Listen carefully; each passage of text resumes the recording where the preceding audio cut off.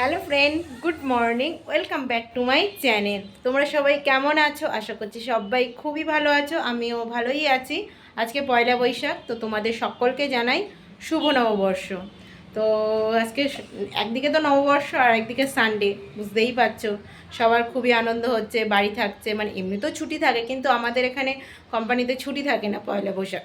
মানে বাঙালি ক্যালেন্ডার তো এখানে গুজরাটিরা জানে না, তো ওই জন্য পয়লা বৈশাখের দিন ছুটি থাকে না। আজকে সানডে, ওই জন্য ছুটি আছে। তো আমার বর এখন গেছে মাছ আনতে, কারণ মাংস খাবো না। মাংস উঠে উঠে দুদিন খাওয়া হয়ে গেছে, আর বেশি মাংস খাওয়া খেতে ভালো লাগে না। তো ওই জন্যে মাংস আনতে বারণ করলাম, মাছ আনতে বললাম। বলে না মাছে ভাতে বাঙালি, সেরকমই আজকে মাছ রান্না হবে। তো সকালবেলা কি টিফিন করব, একটু চাউমিন করব। তো অনেক বেলাতেও উঠেছি, অনেক কি বলবো, কালকে রাত্রেবেলা একটু ঘুমাতে দেরি হয়ে গেছিলো, ফোন টোন দেখছিলাম।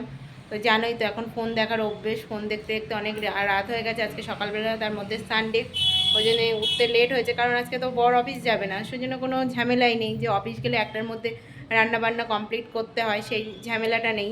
তো ওই জন্য আজকে লেট করেই উঠেছি। তো চলো সকালে খাবার টাবার বানাই, বানিয়ে তারপরে আমার বর কী মাছ টাছ আনছে সেটা তোমাদের অবশ্যই দেখাবো। তো চলো দেখতে থাকো। তো দেখো, নববর্ষের দিন তেমন কিছু রান্নাবান্না সত্যি কথা বলছি করিনি। তো সকালবেলা একটু ইচ্ছা হলো চাউমিন বানাবো, চাউমিন বানিয়ে খাবো। তবুও সেই আলু দিয়ে চাউমিন বানালাম। মানে বেশ পুরনো দিনের কথা মনে পড়ে গেল, কার কার এরকম আলু দিয়ে চাউমিন খেতে ভালো লাগে। কোনো সয়া সস, চিলি সস কিছুই দেইনি, শুধু একটু টমেটো সস দিয়েছি আর একটু টমেটো কুচি দিয়েছি। এই দিয়েই বানিয়েছি চাউমিনটা। একটু ডিম দিয়েছি, ডিম তো অবশ্যই চাই চাউমিনে, নাহলে তো ভালোই লাগবে না। এই যে দেখো চাউমিনটা বানানো হয়ে গেছে, এখন একটু চাউমিন খেয়ে নেবো। তো আমার বর গেছিলো মাছ আনতে, তো বললাম মাংস আর আনতে হবে না, খেতে সত্যি কথা বলতে গরমের মধ্যে ভালোই লাগছে না। তো ওই জন্য মাছ আনতে গেছিলো। কিন্তু আজকে তো মানে পয়লা বৈশাখের দিন আমাদের বাসন্তী পুজো পড়েছিল, এখানেও মানে পুজো ছিল। ওখানে মানে যেখানে মাছ আনতে যায় সেখানকার মন্দিরে পুজো ছিল। তো মাছ বিক্রি হচ্ছিল না, বন্ধই ছিল। তো চুরি করে, প্রথমে তো ফেরত আসছিলো, তারপরে চুরি করে মানে বলেই দিয়েছিল গ্রামের লোক যে মাছ বিক্রি, এই বেলাটা মাছ বিক্রি করা যাবে না। তো তারপরে চুরি করে এই যে মাছ নিয়ে এসছে, মাছটা খুব সুন্দর ফ্রেশ, দেখতেই পাচ্ছ। আর এই যে দেখো মাছ কী রান্না হবে সেটা অবশ্যই বলবো। মানে একদম সিম্পল রান্না করব, বেশি কিছু রান্নাবান্না করব না। সত্যি বলছি, গরমে তো ভালোই লাগছে না রান্নাবান্না করতে। আর এই যে দেখো মাছগুলো ধুয়ে কিছুটা ফ্রিজের মধ্যে রেখে দেবো, আর যেগুলো রান্না করব সেটা নিয়ে নেব। আর এই যে দেখো আমাদের ওপরে কাকুর মেয়েরা এসছে, আজকে নববর্ষ। ওরা আজকে মানে ড্রেসগুলো পরেছে, তো নতুন ড্রেস পরে আমাদের দেখাতে এসছে আমাকে। তো ওর জন্য একটু চকলেট আর হচ্ছে চিপস এনে দিল। নববর্ষের দিন এসছে, খালি মুখে পাঠাতে ভালো লাগে না। তো চিপস দিল, দিয়ে ওরা বাড়ি চলে গেল। আমি দেখো রান্নাবান্না করছি। এই যে মাছের মাথা দিয়ে ডাল করব, কারণ মাছের মাথাটা যদি কিছু রান্না না করি না, ওরকম পড়েই থাকবে। তো তার জন্য দেখো মুগ ডালটা ভেজে নিচ্ছি। এই মুগ ডালটা কিন্তু এখানকার না, কারণ এটা হচ্ছে সোনা মুগ ডাল, আমরা কলকাতা থেকে নিয়ে এসেছি, কারণ এই ডালটা এখানে পাওয়া যায় না। আর এই যে দেখো আমের চাটনি করব, আমটা কেটে নিয়েছি, মাছটা দেখো ধুয়ে নিয়েছি, 2 পিস করে মাছ, 4 পিস মাছ নিয়েছি, মাছের মাথাটা বার করে নিয়েছি। ওটা দিয়ে মাছের মাথা দিয়ে ডাল হবে। আর এই যে দেখো পেস্ট করে নিয়েছি, আদা রসুন টমেটো পেস্ট করে নিয়েছি, ডালে দেব। আর ওই যে ডালটা ভেজে, ডালের ধুয়ে তার মধ্যে জল দিয়ে দিয়েছিলাম সেদ্ধ করার জন্যে। ডালটা আর প্রেশার কুকারে সেদ্ধ করছি না, কারণ মাছের মাথা দিয়ে ডাল করলে না, প্রেশার কুকারে সেদ্ধ করলে না একদম ঘেটে যায় আর ভালো লাগে না। তো ওই জন্য কড়াইতে ঢেকে ঢেকে আস্তে আস্তে করে সেদ্ধ করছি। ডালটা প্রায় সেদ্ধ হয়ে গেছে, আর একটু সেদ্ধ করে নেব, মাছটা ভেজে নেব।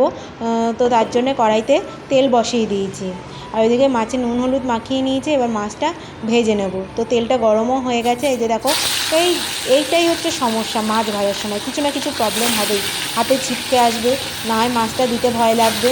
এরকম কার কার হয় আমাকে অবশ্যই কমেন্ট করে জানাবে।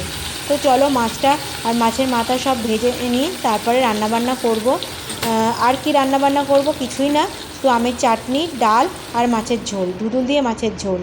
আর এই যে দেখো রান্নাবান্না কমপ্লিট হয়ে গেছে। এই দেখো ছোট্ট কড়াই, এই কড়াইটা না বেশ আমার কাজে দেয়। অল্প অল্প রান্না করতে গেলে না, বিশেষ করে ভাজাভুজি করতে বেশ সুন্দর হয়।